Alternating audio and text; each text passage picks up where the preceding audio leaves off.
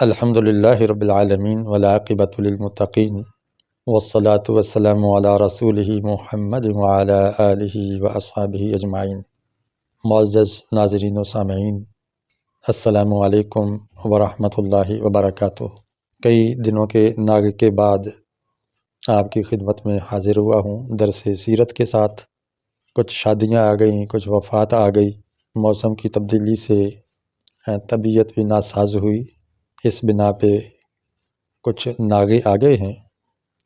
اب پھر اللہ کی توفیق سے سیرت کا سلسلہ شروع ہو رہا ہے۔ آج لیکچر نمبر 15 ہے۔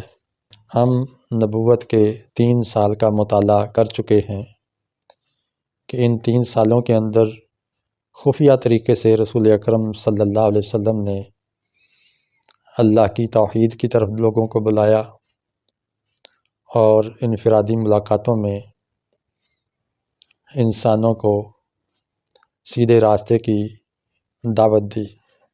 ان 3 سالوں میں جو صورتیں نازل ہوئیں ان میں مکمل طور پر جو صورت نازل ہوئی ہے وہ تو سورہ الفاتحہ ہی ہے، جس میں اللہ کا تعارف ہے، اللہ کی صفاتی نام ہیں اور ان کے ذریعے مانگنے کا طریقہ سکھایا ہے۔ اور مانگنا کیا ہے؟ ہدایت مانگنی ہے، رہنمائی طلب کرنی ہے۔ کس بات کی رہنمائی؟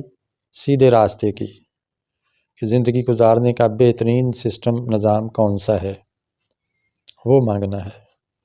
باقی جو صورتیں 3 نازل ہوئی ہیں، سورہ علق، اس کے اندر اشارہ ہے کہ آپ نوشت و خواند کے ذریعے، تعلیم اور تربیت کے ذریعے معاشرے کی اصلاح کا آغاز فرمائیے۔ پھر سورہ مدثر میں ابتدائی 7 آیات میں اللہ رب العزت نے فرمایا کہ اب آپ لوگوں کو رب کی کبریائی کا تعارف کرائیے، رب کا نام بلند کیجیے اور اپنا کردار درست رکھیے، اور اس میں جو مشکلات آئیں اس پر صبر کیجیے، دعوت دیجیے اور جو مشکلات آئیں اس پر صبر کیجیے۔ پھر سورہ مزمل کی آیات نازل ہوئیں کہ چونکہ آپ کے اوپر ایک بھاری کلام نازل ہونے والا ہے، بہت بڑا بوجھ آپ کے کندھوں پر آنے والا ہے، اس کو سہارنے کے لیے اپنے آپ کو مضبوط کیجیے، اور قلب و نظر کی مضبوطی کے لیے قیام اللیل ہے، رات کو رب کے حضور کھڑے ہو کے جو کچھ قرآن اترے اس کو تلاوت کیجیے۔ آپ علیہ السلام نے دعوت دی۔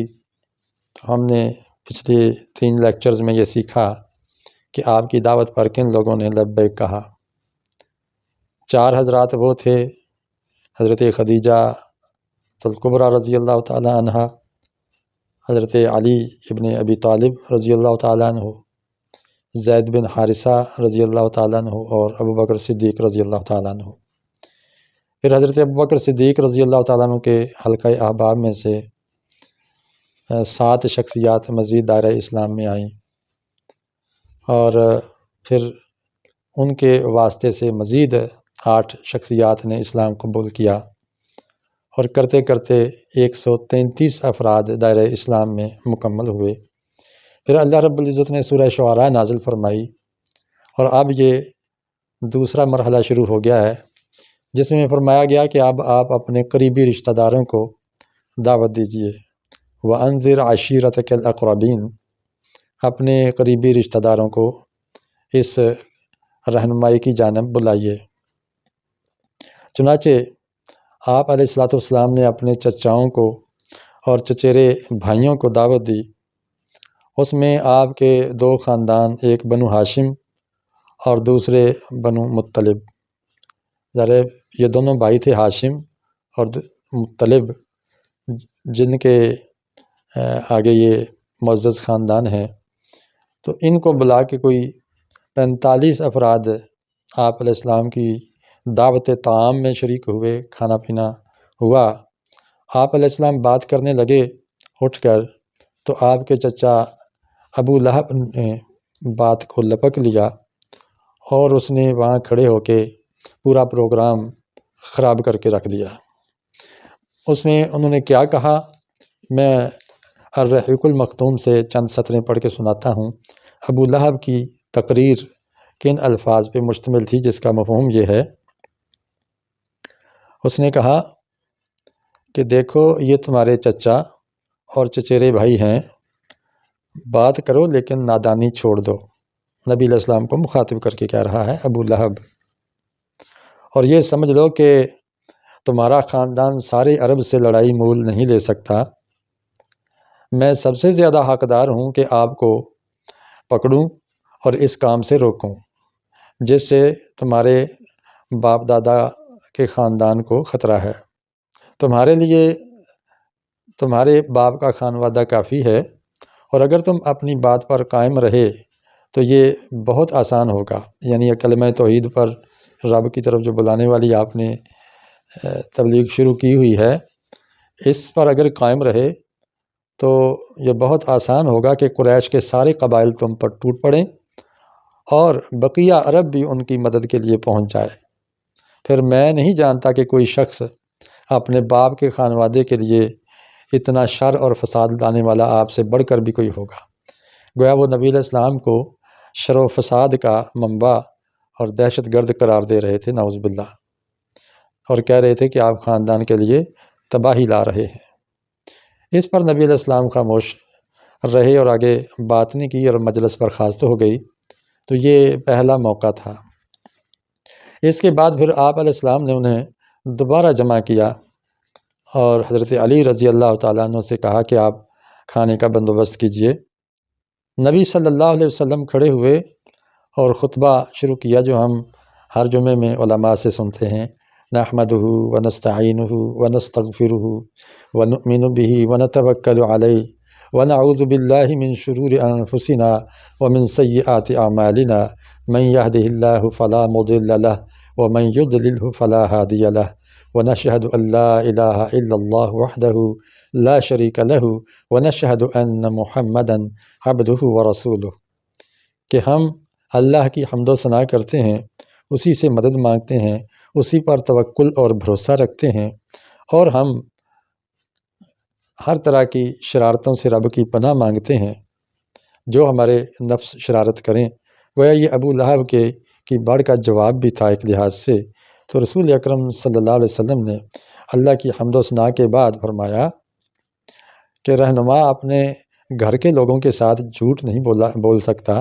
اس خدا کی قسم جس کے سوا کوئی معبود نہیں ہے، میں تمہاری طرف خصوصاً اور لوگوں کی طرف عموماً اللہ کا رسول اور فرستادہ ہوں۔ بخدا تم لوگ اسی طرح موت سے دوچار ہوگے جیسے سو جاتے ہو، اور اسی طرح اٹھائے جاؤ گے جیسے سو کر جاگتے ہو۔